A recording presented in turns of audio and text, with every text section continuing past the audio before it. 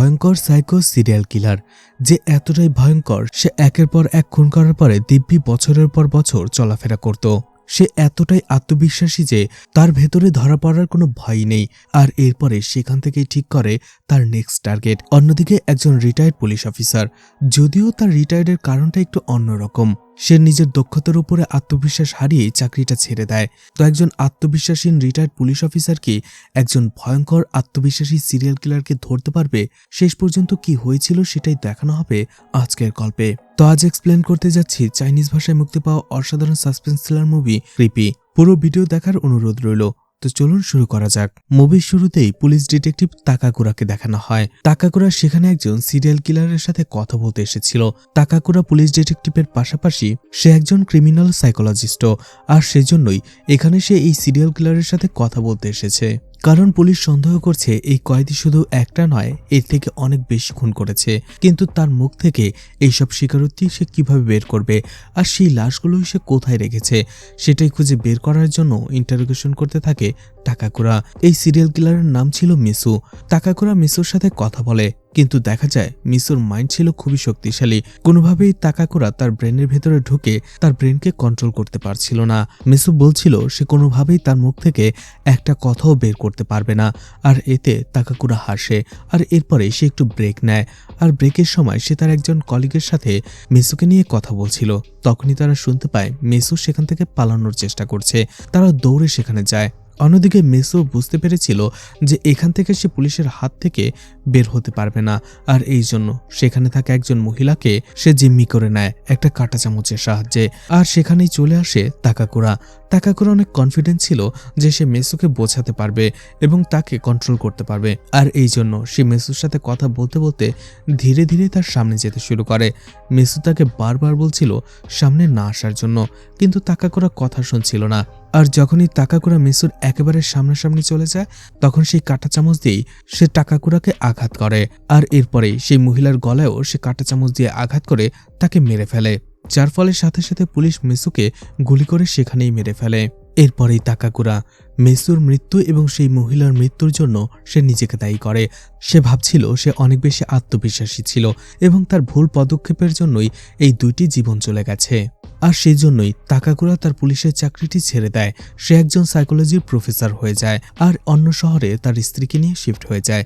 সেখানেই খুব সুন্দর একটি বাসা নিয়ে নেয়, আর সেখানেই সবকিছু থেকে দূরে সরে তাকাকুরা জীবনযাপন করতে শুরু করে। তাকাকুরার স্ত্রী ইয়াসু অনেক ভালো রান্না করে, তার রান্না করতে বেশ ভালো লাগে। এছাড়া কেউ যদি তার প্রশংসা করে সে খুব খুশি হয়, আর যদি তার রান্নার প্রশংসা কেউ করে সে একেবারে আকাশে উঠে যায়।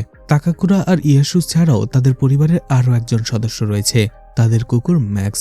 এদিকে নতুন শহরে আসার পরেই ইয়াসু ভাবে তার প্রতিবেশীদের সাথে তার পরিচয় হওয়া দরকার। আসলে ইয়াসু একটু বেশি সামাজিক হওয়ার চেষ্টা করে সবসময়। তার মানুষের সাথে কথা বলতে ভালো লাগে, আর এই জন্য নিজে সুন্দর করে কেক বানিয়ে তাকাকুরাকে নিয়ে তার প্রতিবেশীদের কাছে চলে যায় পরিচিত হওয়ার জন্য। যখনই তারা তাদের প্রথম প্রতিবেশী তানাকার বাসায় যায়, দেখে সে ততটা বেশি ভালোভাবে তাদের সাথে কথা বলছে না, এমনকি শুধুমাত্র চকলেটটা রেখে তার কাজ আছে বলে দরজা বন্ধ করে দেয়, ভেতরেও তাদের যেতে বলে না।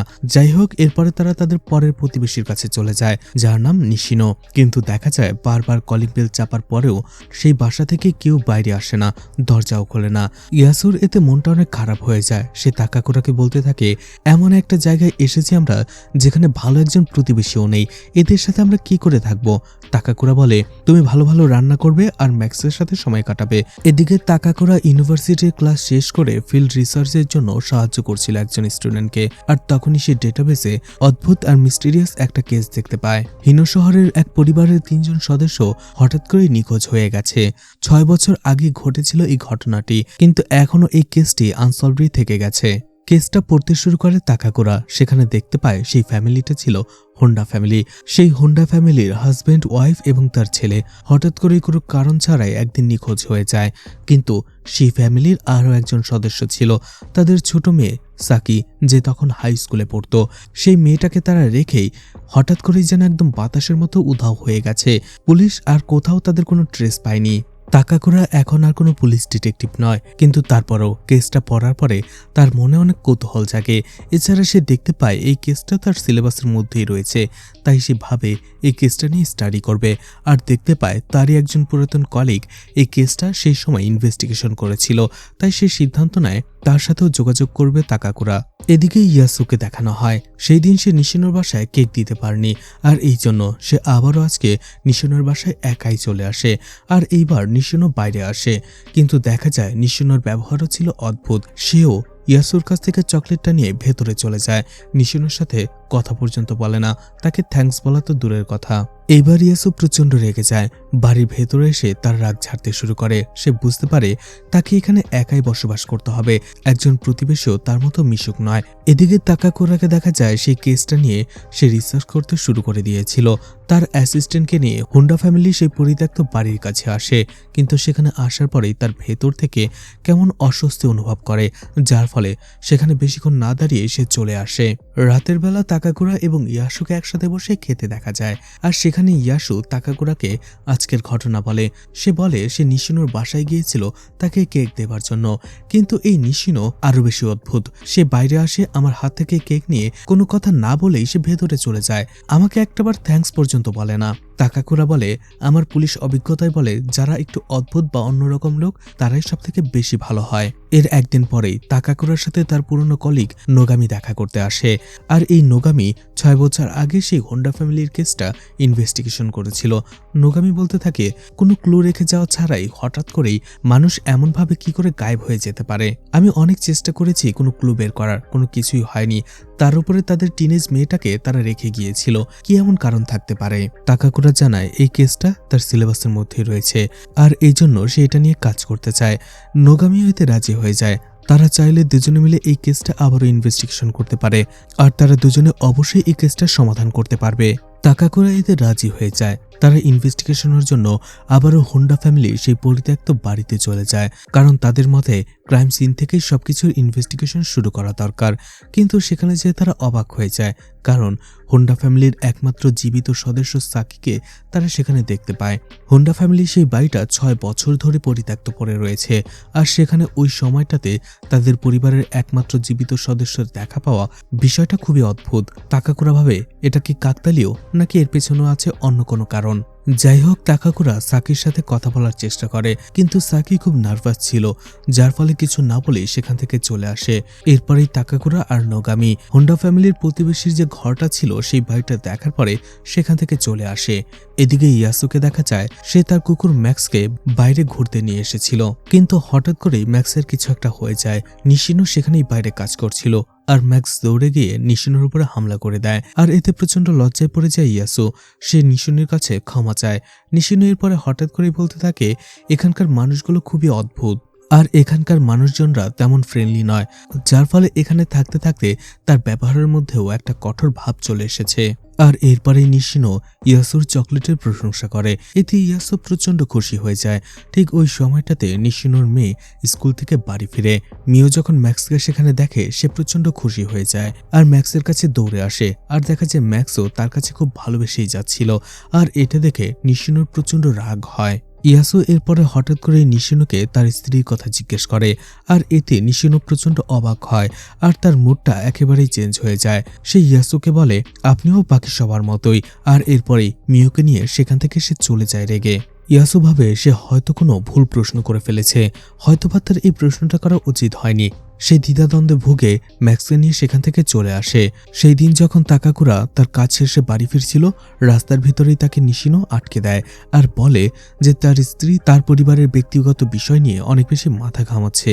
এই বিষয়টা একেবারেই ভালো নয়, যার যার ব্যক্তিগত বিষয় তার কাছে থাকতে দেয়াই ভালো। আর এভাবে এক প্রকার হুমকি দিয়েই নিশিনো সেখান থেকে চলে যায়, আর বলে ইয়াসু যেন এটা দ্বিতীয়বার না করে।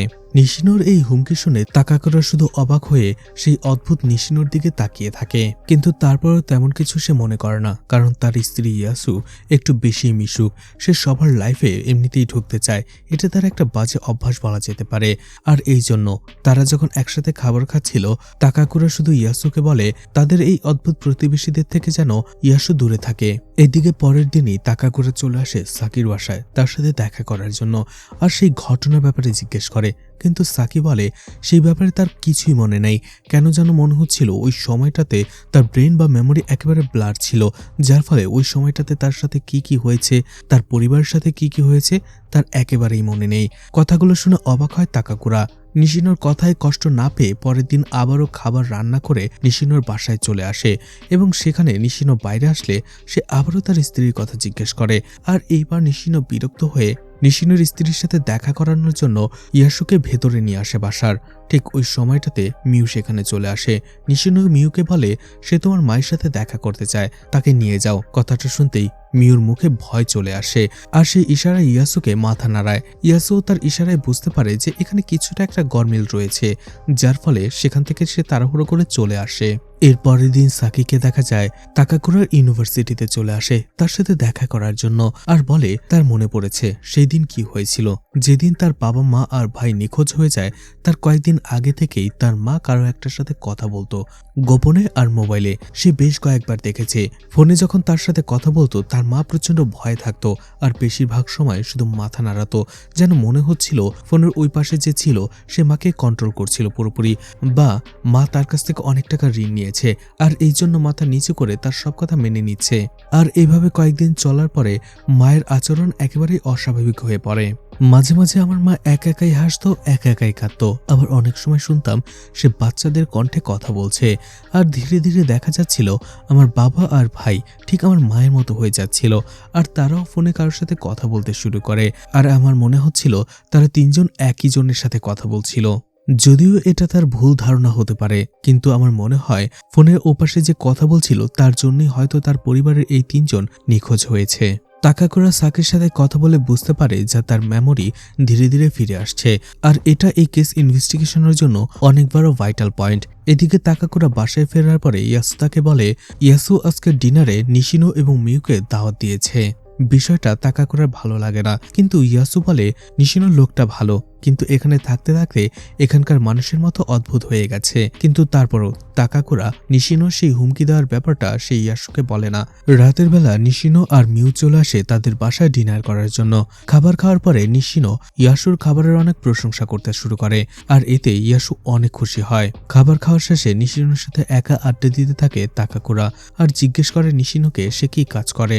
নিশিনো তখন একটু ঘুরিয়ে বলে সে যে কাজ করে সেটাতে হাত নষ্ট হয়, কোনো সময় একা নিশিনোর সাথে সে যেন দেখা করে, তাহলে সে তাকে দেখিয়েও দেবে আর প্র্যাকটিক্যাল ভাবে করিয়ে দেখাবে। তাকাকুরা বুঝতে পারছিল না নিশিনো তাকে এমন ভাবে জবাব কেন দিল। নিশিনো আর মিউ সেখান থেকে চলে আসে। ইয়াসু নিশিনোর অনেক প্রশংসা করতে থাকে, কিন্তু তাকাকুরা বুঝতে পেরেছিল নিশিনো মোটেই ভালো লোক নয়। এদিকে পরের দিন যখন সাকি আবারও তাকাকুরা এবং নোগামির সাথে দেখা করতে আসে, তাকি বলে যেদিন আমার পুরো পরিবার নিখোঁজ হয়ে যাবে ওই দিন তারা সবাই রেডি হয়ে বসেছিল, তারা কারো একজনের সাথে দেখা করবে আর তারা চাইছিল আমি যেন দ্রুত স্কুলে চলে যাই। আমার স্কুলে যাওয়ার অপেক্ষাই তারা করছিল আর আমার মনে হয় তারা সেই রহস্যময় লোকের সাথে দেখা করতে গিয়েছিল যার সাথে মা ফোনে কথা বলতো। এরপরে সাকি আরো একটা গুরুত্বপূর্ণ ইনফরমেশন দেয়। সাকি বলে সে একদিন তার জানালার সামনেই দাঁড়িয়েছিল আর সেখান থেকেই তার প্রতিবেশীর বারান্দায় সে দাঁড়িয়ে থাকতে দেখেছিল সেই রহস্যময় লোকটাকে, আর তার মনে হয় এই লোকটা সেই লোকই। আর সাথে সাথে নোগামি বের করে ফেলে যে হোন্ডা পরিবারের প্রতিবেশী কে ছিল, আর সেই প্রতিবেশীর নাম ছিল মিজুডা। কিন্তু মিজুডার বাসাটাও বেশ কয়েক বছর ধরে পরিত্যক্ত হয়ে পড়ে আছে। মিজুডার ব্যাপারে যখন সাকিকে জিজ্ঞেস করে সাকি বলে সে মিজুডাকে চেনে না। সেই দিন যখন তাকাকুরা তার ইউনিভার্সিটি থেকে বাসায় ফিরছিল তখন সে মেট্রো রেলে দেখতে পায় নিশিনো একজন বৃদ্ধ মহিলাকে তার সিট ছেড়ে দিচ্ছে। আর ওই সময়টাতে তাকাকুরার মনে হতে থাকে এমন মানুষ কখনো ভুল কাজ করতেই পারে না। এদিকে পরের দিন নোগামিকে দেখা যায় হোন্ডা ফ্যামিলি সে পরিত্যক্ত বাড়ির কাছে আসে, ভালো করে চারপাশটা আবার দেখে, কিন্তু তার কাছে মনে হতে থাকে সবকিছু একই রকম, যেটা 6 বছর আগে সে ইনভেস্টিগেশন করেছিল, ক্লুলেস একেবারে। আর এরপরেই সাকির কথা তার মনে পড়ে, তাদের যে প্রতিবেশী মিজুডা সেই হচ্ছে সেই রহস্যময় লোক, আর এই জন্য সে মিজুডার বাড়িটা ঘুরে দেখতে থাকে। কিন্তু একটু ভেতরে ঢুকতেই তার নাকে একটা বিকট গন্ধ আসে। নোগামি আসলে দেখতে চাইছিল এই বিকট গন্ধটা কোথা থেকে আসে, আর এই জন্য সেটা ফলো করে। আর সে একটা ওয়ার্ডরোবের কাছে পৌঁছে যায়, আর সেই ওয়ার্ডরোবের ভেতরেই লুকানো ছিল 5টা লাশ ভ্যাকিউম পলির ভেতরে। সে হতবাক হয়ে যায়। চারপাশে নিউজটা আগুনের মতো ছড়িয়ে পড়ে। নিউজে নোগামির নামও চলে আসে। এরপরেই তাকাকুরা নোগামির সাথে দেখা করে। নোগামি বলে 5টা লাশের মধ্যে 3টা লাশ হচ্ছে হোন্ডা ফ্যামিলি পরিবারের, আর বাকি 2টো লাশ মিজুরা পরিবারের। তখন তারা দুজনেই বুঝতে পারে সাকি মিজুরার বাসায় অর্থাৎ বারান্দাতে যে লোকটাকে দেখেছিল সেটা মিজুরা নয়, বরং অন্য কেউ ছিল। এখন দুজনের মধ্যে প্রশ্ন একটাই, সেই রহস্যময় লোকটা আসলে কে? এদিকে হঠাৎ করে ইয়াসু খেয়াল করে ম্যাক্স বাসায় নেই, সে লাপাতা, আর এই জন্য সে তাকে খুঁজতে বের হয়। তখনই কিছু দূর আসার পরেই দেখতে পায় একটা গার্ডেনে ম্যাক্স নিশুনোর সাথে খেলা করছে। ইয়াসু একটু অবাক হয়, কারণ সেই দিনই ম্যাক্স নিশুনোর উপরে হামলা করতে যাচ্ছিল, আর আজকে তার সাথে এভাবে খেলছে। যাই হোক, ইয়াসু নিশুনোকে থ্যাঙ্কস বলে, কিন্তু ওই সময়টাতে নিশুনোর চেহারার রং বদলে যায়। সে ধীরে ধীরে ইয়াসুর কাছে আসতে থাকে, তার চোখে চোখ রেখে তাকে বলে, বলো আমি বেশি হ্যান্ডসাম নাকি তোমার হাজবেন্ড তাকাকুরা? এদিকে ইয়াসু অপলক দৃষ্টিতে নিশুনোর দিকে তাকিয়েছিল, আর একটা সময় সে বলে নিশুনো বেশি হ্যান্ডসাম। আর তখনই আমরা বুঝতে পারি নিশুনো হয়তো ইয়াসুকে হিপনোটাইজ করেছে। কিন্তু নিশুনো এটা কেন করলো সেটা একটু পরেই জানা যাবে। সেই দিন যখন তাকাকুরা বাসায় ফিরছিল কাজে থেকে, তখনই মিউকে সে রাস্তায় দেখতে পায়, যে অনেক ঘাবড়েছিল, ভয় পেয়েছিল। মিউ যখন তাকাকুরাকে দেখতে পায়, সে বলে নিশুনো আমার বাবা নয়, বাবা তো দূরের কথা, সে তাকে চেনেই না। ঠিক ওই সময়টাতে আরো কিছু বলতে যাবে, নিশুনো সেখানে এসে দেখতে পারে মিউ তাকাকুরার সাথে কথা বলছে। এতে সে প্রচন্ড রেগে যায়, মিউকে মারতে মারতে সেখান থেকে নিয়ে যায়। ইয়াসু এবং তাকাকুরা দৃশ্যটা শুধু দেখছিল, আর এই দৃশ্যটা দেখে তাকাকুরার মনে আবারও নিশিনোকে নিয়ে সন্দেহ হতে শুরু করে। এদিকে রাতের বেলা ইয়াসু যখন সবজি কাটছিল, হঠাৎ করে সে সবজি কাটা রেখে উপরের রুমে চলে যায়। তাকাকুরা শুনতে পায় সেখানে বসে সে কারোর সাথে ফিসফিস করে কথা বলছে। তাকাকুরা সেখানে যেতেই ইয়াসু ফোনটা রেখে সেখান থেকে চলে আসে। তাকাকুরা তাকে ফোনের ব্যাপারে জিজ্ঞেস করে, কিন্তু ইয়াসু বলে তেমন কেউ না। এভাবে সে এড়িয়ে যায়, কিন্তু তাকাকুরা রেতের সন্দেহ হয়। সে আবারও যখন এই বিষয় নিয়ে প্রশ্ন করে, তখন দুজনের মধ্যে বিশাল একটা ঝামেলা লেগে যায়। তাকাকুরা অবাক হয়ে যায়। কয়েকদিন আগেও ইয়াসু এখানে আসার পরে অনেক আক্ষেপ করছিল যে এখানে প্রতিবেশী খুবই বাজে, আর পরিবেশটাও তার বেশি ভালো লাগেনি। কিন্তু এখন সেই ইয়াসুই এখানকার অনেক প্রশংসা করছে, আর বলছে এখানে সে অনেক হ্যাপি রয়েছে। একদিন সকালবেলাতে মর্নিং ওয়াক শেষে তাকাকুরা যখন বাড়িতে ফিরছিল, সে পেছনের দিক দিয়ে আসে, আর ঠিক তখনই হঠাৎ করে সে একটা জিনিস খেয়াল করে, তার বাড়ি এবং নিশিনোর বাড়ির পজিশন। এই পজিশনটা সে আগেও কোথাও দেখেছে, আর তখনই মনে পড়ে হোন্ডা আর মিজুরার বাড়ির পজিশন। সে ছবি বের করে দেখে, আর দেখতে পায় হোন্ডা আর মিজুরার বাড়ির যেমন পজিশন ছিল, ঠিক একই রকম পজিশন নিশিনো এবং তার বাসারও। তাকাকুরার ইনারসেন্স বলতে থাকে এটা কোনো কাকতালীয় বিষয় নয়, আর এই জন্য সে নোগামিকে কল করে আর বলে নিশিনোর ব্যাপারে ইনকোয়ারি করার জন্য। আর এরপরেই তাকাকুরা তার আরও এক প্রতিবেশী তানাকার সাথে কথা বলে এবং নিশিনোর ব্যাপারে জিজ্ঞেস করে। তানাকা বলে উপর থেকে নিশিনোকে যেমনটা দেখা যায় সাধারণ মানুষ, আমার মনে হয় না ও তেমনটা। আমার মনে হয় ওর ভেতরে ভয়ঙ্কর কোনো এক নরপিশাচ লুকিয়ে রয়েছে, আর সেটা আমি অনুভব করেছি। এদিকে তাকাকুরার কথায় নোগামি যখন নিশুনোর ব্যাপারে ইনভেস্টিগেশন শুরু করে, সে দেখতে পায় নিশুনো এবং মিজুরা একই প্রফেশনের লোক। এই বিষয়টা তাকে একটু অবাক করে, আর এরপরে নিশুনোর ড্রাইভিং লাইসেন্স নিয়ে নোগামি চলে যায় তার বাসায়। নিশিনোর বাসায় যাওয়ার পরে নোগামি তার পরিচয় দেয় এবং বলে সে নিশিনোর সাথে কথা বলতে এসেছে। নিশিনো বলে সেই নিশিনো। ঠিক তখনই নোগামি অবাক হয়ে যায়, কারণ ড্রাইভিং লাইসেন্সের ভেতরে নিশিনোর যে ফটোটা ছিল আর বাস্তবে যে নিশিনো, দুটো লোক সম্পূর্ণ আলাদা। নোগামির এতে আরো বেশি সন্দেহ হয়ে যায়। অন্যদিকে নিশিনো চলে যায় বাড়ির ভেতরে। নোগামি তার পিছু পিছু যেতে শুরু করে, কিন্তু সেখানে শুধুমাত্র অন্ধকার লম্বা একটা গলি ছিল। নোগামি সেখানেই যায়, কিন্তু সেটা আসলে ছিল একটা ফাঁদ। আর গলির শেষে সে একটি লকারের মতো দরজা দেখতে পায়। সেই দরজা খুলতেই নোগামি অবাক হয়ে যায়, কিন্তু ততক্ষণে অনেক বেশি দেরি হয়ে গেছে। হঠাৎ করে কিছু একটা এসে নোগামিকে অজ্ঞান করে দেয়।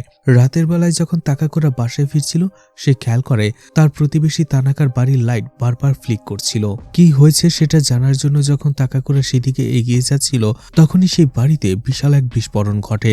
সে প্রচন্ড ভয় পেয়ে যায়। বিস্ফোরণের শব্দ শুনে ইয়াসু বাইরে চলে আসে। তাকাকুরা তাকে বলে পুলিশে খবর দেওয়ার জন্য, আর এরপরেই সে তানাকার বাসায় চলে আসে সাহায্য করার জন্য। কিন্তু সেখানে আরও একটা বিস্ফোরণ ঘটে, আর এরপরেই দৌড়ে তাকাকুরা চলে আসে নিশিনোর বাসায় সাহায্য চাওয়ার জন্য। কিন্তু সেখানে দৃশ্য দেখে সে হতবাক হয়ে যায়। যেখানে তানাকার বাড়ির বিস্ফোরণ দেখে পুরো মহল্লা জমা হয়ে গেছে, সেখানে তানাকার প্রতিবেশী নিশিনো রিল্যাক্সে বসে টিভি দেখছিল, খাবার খাচ্ছিল। তার জন্য এদিকে কোনো ভ্রুক্ষেপই নেই। পরদিন সকালবেলাতেই পুলিশ ডিটেকটিভ তার টিম নিয়ে সেখানে চলে আসে। পুলিশ চিফ টানিমতো তাকাকুরার সাথে কথা বলতে আসে, আর তাকাকুরা তার সাথে কথা বলে জানতে পারে সেই বিস্ফোরণে 3 জন লোক মারা গেছে, তানাকা, তার মা এবং নোগামি। তাকাকুরা অবাক হয়ে যায়, নোগামি তানাকার বাসায় কি করছিল, কারণ সে তো তাকে ইনভেস্টিগেশন করতে বলেছিল নিশিনোর বাসায়। এই প্রশ্নের কোনো উত্তর তার কাছে নেই, তাই তার আবারও সন্দেহ হতে থাকে নিশিনোকে।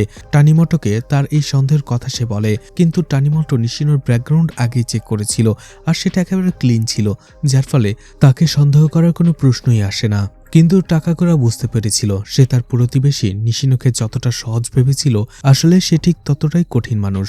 আর এই জন্যই পরের দিন তাকাকুরা চলে আসে সাকির সাথে দেখা করতে, আর নিশিনোর ফটোটা তাকে দেখায় আর বলে মিজুডার বারান্দাতে সে কি এই লোকটাকেই দেখেছিল কিনা। কিন্তু সাকি বলে তার মনে নেই। সে প্রশ্ন এড়িয়ে সেখান থেকে চলে যায়। এদিকে ইয়াসুকে নিশিনো অন্য জায়গায় দেখা করতে বলে, সে সেটাই করে।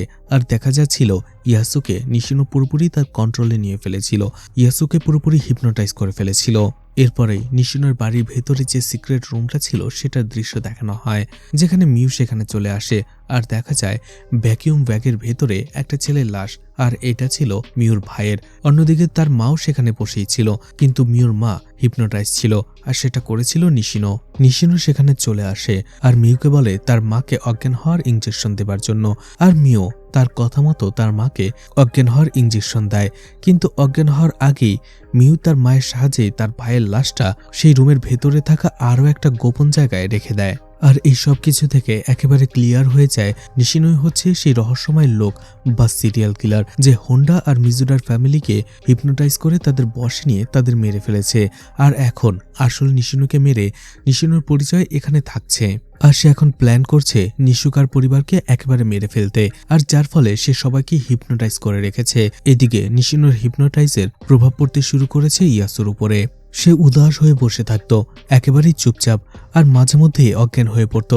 এছাড়া দেখা যায় তার হাতে ইঞ্জেকশনের অনেকগুলো চিহ্ন ছিল। এদিকে রাতের বেলা মিউর মা হঠাৎ করে নিশিনোর উপর হামলা করে বসে। আসলে তার উপর থেকে হিপনোটাইজের প্রভাবটা একটু কমে গিয়েছিল, আর এই জন্যই সে নিশিনোর উপরে হামলা করে বসে। নিশিনো প্রচণ্ড রেগে যায়, মিউকে বলে মিউ যেন নিজ হাতে তার মাকে মেরে ফেলে। মিউ এতে রাজি না হলে নিশিনো তাকে টর্চার করে সেখানে নিয়ে আসে। আসলে নিশিনো এমন একজন সাইকো ছিল যে নিজ হাতে কাউকে খুন করত না, বরং হিপনোটিজমের মাধ্যমে ফ্যামিলির একজন লোককে দিয়ে বাকি মেম্বারদের সে খুন করত। কিন্তু এবার কোনোভাবেই মিও তার মাকে মারার জন্য রাজি হচ্ছিল না, যার ফলে বাধ্য হয়ে নিশিনো মিওর মাকে নিজ হাতে গুলি করে মেরে ফেলে। মিওর মায়ের লাশটা গায়েব করার জন্য, অর্থাৎ ভ্যাকিউম ব্যাগে ভরার জন্য সে ইয়াসুকে ডাক দেয়, আর হিপনোটিজমের মাধ্যমে তাকে তার বশ করে নেয়। ইয়াসু আর মিও দুজনেই দেখা যায় মিওর মায়ের লাশটা পলিব্যাগে ভরতে শুরু করে। এদিকে তাকাকুরা তার বাসায় আসে আর দেখতে পায় তার স্ত্রী ইয়াসু বাসায় নেই।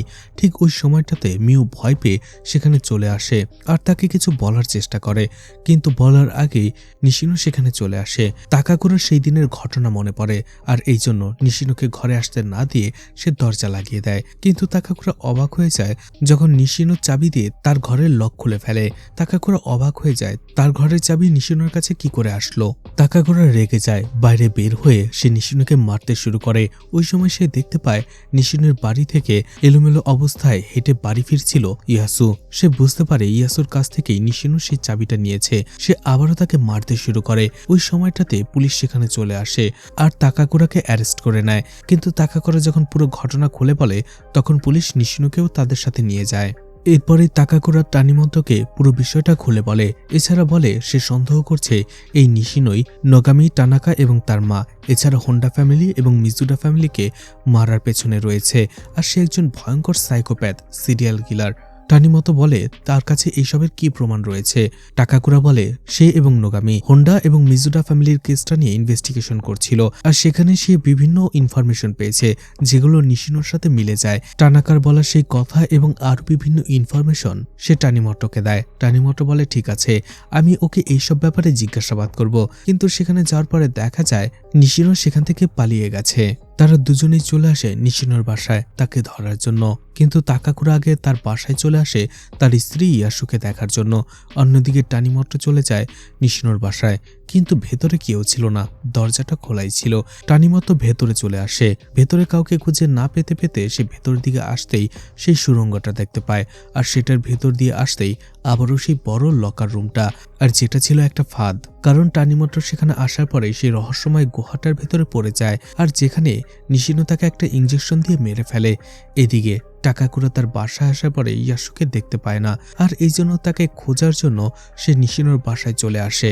সেখানে টাকাকুরা ইয়াসুকে বসে থাকতে দেখে। সে বুঝতে পারে ইয়াসুর নেশার মধ্যে ডুবে রয়েছে। সে তাকে কোনোভাবে সেখান থেকে নিয়ে আসতেই যাচ্ছিল। ঠিক তখনই তার উপরে হামলা করে বসে নিশিনো। নিশিনো ইয়াসুকে গান পয়েন্টে রাখে, আর টাকাকুরাকে বলে সে ইয়াসুকে হিপনোটাইজের মাধ্যমে বশ করে ফেলেছে, আর এখন সে ইয়াসুকে যা বলবে সে তাই করবে, আর ইয়াসুকে এখন নিশিনোর হাত থেকে কেউ বাঁচাতে পারবে না। টাকাকুরা বলে সে তাকে মেরে ফেলবে, পুলিশে দেবে, এরকম হুমকি দিতে শুরু করে, যার ফলে নিশিনো আরো বেশি রেগে যায় আর ইয়াসুকে ভেতরে নিয়ে আসে। গান পয়েন্টে রেখে বলে আমি তাকে এখন মেরে ফেলবো, দেখি তুমি আমাকে কি করতে পারো। ঠিক ওই সময়টাতে টাকাকুরার ভেতরের যে সাইকোলজিস্ট ছিল সে জেগে ওঠে। সে ধীরে ধীরে মাইন্ড গেম খেলতে শুরু করে নিশিনোর সাথে।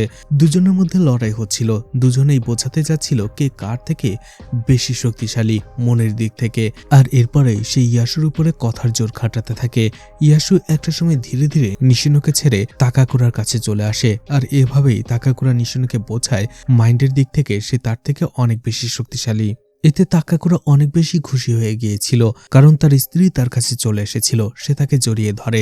অন্যদিক দিয়ে মনের দিক থেকে হেরে গিয়েছিল নিশিনো, আর এই জন্য সে হতাশ হয়ে বসে পড়ে। ঠিক ওই সময় হঠাৎ করে ইয়াসুর টাকাকুরার হাতে একটা ইঞ্জেকশন পুশ করে দেয়, যার ফলে সে অজ্ঞান হয়ে যায় সেখানে। অর্থাৎ নিশিনোই এই মাইন্ড গেমটা জিতে গিয়েছিল। সে ইয়াসুকে ইচ্ছে করেই টাকাকুরার কাছে যেতে দিচ্ছিল, যাতে করে টাকাকুরাকে ইয়াসু ইঞ্জেকশন পুশ করতে পারে।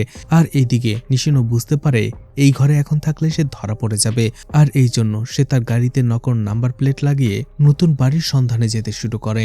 নিশিনো তার সঙ্গে ম্যাক্স, মিও, তাকাকুরা এবং ইউসুকের সাথে নিয়ে আসে, এবং তারা পুরান আরো একটা পরিত্যক্ত বিল্ডিং এ এসে বাড়ি জমায়। আর সেখান থেকে আসার সময় তাকাকুরার হাতে হ্যান্ডকাপ পরিয়ে রেখেছিল, কারণ জানতো তাকাকুরা মাইন্ডের দিক থেকে অন্যদের থেকে একটু বেশি শক্তিশালী, আর এই জন্য নিশিনো কোনো রিস্ক নিতে চাইছিল না। এইদিকে সেই পুরাতন বিল্ডিং এ আসার পরেই সেই পুরাতন বিল্ডিং এর ছাদে এসে নিশিনো বাইনোকুলার দিয়ে বিভিন্ন বাড়ি দেখতে থাকে। সে তার পছন্দ মতো একটা বাড়ি খুঁজতে শুরু করে, যেখানে সে আবার নতুন করে বসবাস করবে এবং তার প্রতিবেশীদের ওপরে হিপনোটাইজের মাধ্যমে বশ করে তাদের মেরে ফেলবে। আর কিছুক্ষণ খোঁজার পরে সে তার পছন্দ মতো একটা বাড়ি পেয়েও যায়, যেখানে তার প্রতিবেশীর বাড়ি থাকবে তার বাড়ির সাথে একেবারে অ্যাটাচ। এতে সে খুশি হয়ে যায়, আর নিচে আসার পরে এই খুশির খবরটা বাকি সবাইকে শোনায়। আর সেখানে বসে বসেই নতুন ফ্যামিলিকে কিভাবে মারা যায় সেই প্ল্যানই করছিল, সাথে সবার নতুন পরিচয়। আর সেখানে যে নিশিনো তার নতুন পরিচয়ে সবার সামনে হাজির হবে, যেখানে মিউকে তার মেয়ে বানাবে, অন্যদিকে তাকাকুরাকে তার কাজিন, আর ইয়াসুকে তার ওয়াইফ। কিন্তু সে অনেকক্ষণ ভাবার পরেও ম্যাক্সকে কিভাবে তার পরিবারের মধ্যে ফিট করবে সেটা বুঝতে পারছিল না, আর এই জন্য সে ভাবে ম্যাক্সকে মেরে ফেলবে। কিন্তু সে নিজ হাতে খুন করতে একেবারেই পছন্দ করত না। গান নিয়ে ম্যাক্সকে মারতে যেও সে থেমে যায়। এরপরে সে চলে যায় তাকাকুরার কাছে, আর তাকে তার কথার মাধ্যমে হিপনোটাইজ করে ফেলে। আর এরপরেই তাকাকুরার হাতে গান দিয়ে এবং তার হ্যান্ডকাপটা খুলে তাকে বলে ম্যাক্সকে মেরে ফেলার জন্য। তাকাকুরাও বসের বশবর্তী হয়ে গানটা নিয়ে ধীরে ধীরে সে এগিয়ে যাচ্ছিল ম্যাক্সের দিকে। অন্যদিকে ইয়াসু এবং মিউ তারা একেবারে নীরব ছিল, তারা শুধু নির্বিকার হয়ে সেখানে বসেছিল। এইদিকে এই পুরো দৃশ্যটা অনেক উপভোগ করছিল নিশিনো তাকাকুরাকে বলছিল ম্যাক্সের মাথা বরাবর গুলি করতে, আর ধীরে ধীরে সেই দিকে গান পয়েন্ট করে তাকাকুরা। কিন্তু হঠাৎ করেই সে নিশিনোর দিকে ঘুরে যায়, আর নিশিনো ভয় পেয়ে যায়। সে বুঝতে পারে তাকাকুরাকে সে হিপনোটাইজ করতে পারেনি, বরং সে এতক্ষণ অভিনয় করেছিল। তাকাকুরাও নিশিনোকে আর কথা বলার সুযোগ দেয় না, কারণ কথা বললেই সে আবারও হিপনোটাইজ করতে শুরু করবে। এই জন্য তাকাকুরা গুলি করে সাথে সাথেই তাকে সেখানে মেরে ফেলে। আসলে অজ্ঞান হয়ে যাবার যাবার পর থেকেই তাকাকুরাকে হিপনোটাইজ করার চেষ্টা করছিল নিশিনো। আর তাকাকুরাও বুঝতে পারছিল নিশিনোর হাত থেকে বাঁচতে হলে তাকে এই অভিনয় চালিয়ে যেতে হবে। আর এই জন্য সেও হিপনোটাইজ হয়ে গেছে এমন একটা ভাব ধরে বসেছিল এতক্ষণ। নিশিনো সেখানেই মারা যায়। নিশিনো মারা যাওয়ার পর থেকে মনে হচ্ছিল সবার ওপর থেকে হিপনোটিজমের প্রভাবটা চলে যায়, তারা স্বাভাবিক হতে শুরু করে। মিউ ম্যাক্সকে নিয়ে সেখান থেকে চলে যায়। অন্যদিকে ইয়াসু চলে আসে তাকাকুরার কাছে। ইয়াসু তাকাকুরাকে জড়িয়ে ধরে কান্না করে। মুভি এখানেই শেষ হয়ে যায়। এখন কিছু কিছু বিষয় আমি ছোট্ট করে এক্সপ্লেন করে দিচ্ছি। নকল নিশিনো একজন সাইকোপ্যাথ যে অ্যান্টি সোশ্যাল পার্সোনালিটি ডিসঅর্ডারের রোগে ভুগছিল। সে সবসময় সুন্দর এবং সুখী পরিবার খুঁজত, আর যেখানে কমপ্লিট পরিবার থাকতো, আর সেই পরিবারগুলোকেই সে টার্গেট করত। আর এরপরেই সেসব পরিবারের যে কোনো একজন সদস্যকে সে বেছে নিত, তাদের সাথে কথা বলে তাদের হিপনোটাইজ করে বশ করে ফেলত, যেমন সাকি, মিও এবং ইয়াসু। আর তাদেরকে দিয়েই তাদের ফ্যামিলির বাকি সদস্যদের খুন করাতো। যেমন সাকি খুন করেছিল তার বাবা মা এবং ভাইকে। আর এরপরেই যখন তার স্মৃতিশক্তি ফিরে আসতে শুরু করে আর তাকাকুরা তাকে নিশানোর ফটো দেখায়, সে কোনো কিছুই স্বীকার করতে রাজি হয় না, কারণ এতে সেও ফেঁসে যাবে, কারণ তার পরিবারকে তো সেই খুন করেছে। এদিকে মিওর মাধ্যমে সে আসল নিশিনোর পরিবারকে মেরে ফেলে। আর সে কখনোই নিজের হাতে কাউকে মারত না, বরং পরিবারের লোকদের দিয়েই তাদেরকে মারাতো। আর এতে সে একটা পৈশাসিক আনন্দ অনুভব করত। সে নিজেকে অনেক শক্তিশালী মনে করত। সে ভাবত সে সবাইকে কন্ট্রোল করতে পারে। আর এরপরেই নিশিনো এমন সব বাড়িকে চুজ করত যেসব বাড়ি তার প্রতিবেশীর থাকে পেছনে থাকবে এবং সেটা একটু ওপরে থাকবে, যাতে করে সেই বাড়িতে সে নজর রাখতে পারে এবং সেই বাড়ির লোকদের উপরে সে কন্ট্রোল রাখতে পারে। নিশিনোর ভুলটা ছিল তাকাকুরাকে দুর্বল ভাবা, কারণ সে একজন ক্রিমিনাল সাইকোলজিস্ট ছিল। আর এই জন্য তাকাকুরা নিজেকেই হিপনোটাইজ হতে দেয়নি, বরং অভিনয় চালিয়ে গেছে। আর এইভাবেই তাকাকুরা একজন সিরিয়াল কিলারকে মেরে ফেলে। তো মুভিটা আপনাদের কাছে কেমন লেগেছে কমেন্ট করে জানাতে পারেন। আর মুভিটা ভালো লাগলে লাইক, কমেন্ট, শেয়ার করে পাশে থাকতে পারেন। তো আজকের মতো বিদায় নিচ্ছি। আবারও দেখা হবে নতুন কোনো মুভি বা ওয়েব সিরিজ নিয়ে। ততক্ষণ পর্যন্ত ভালো আর সুস্থ থাকবেন সবাই। আজকের মতো বিদায় নিচ্ছি। আল্লাহ হাফেজ।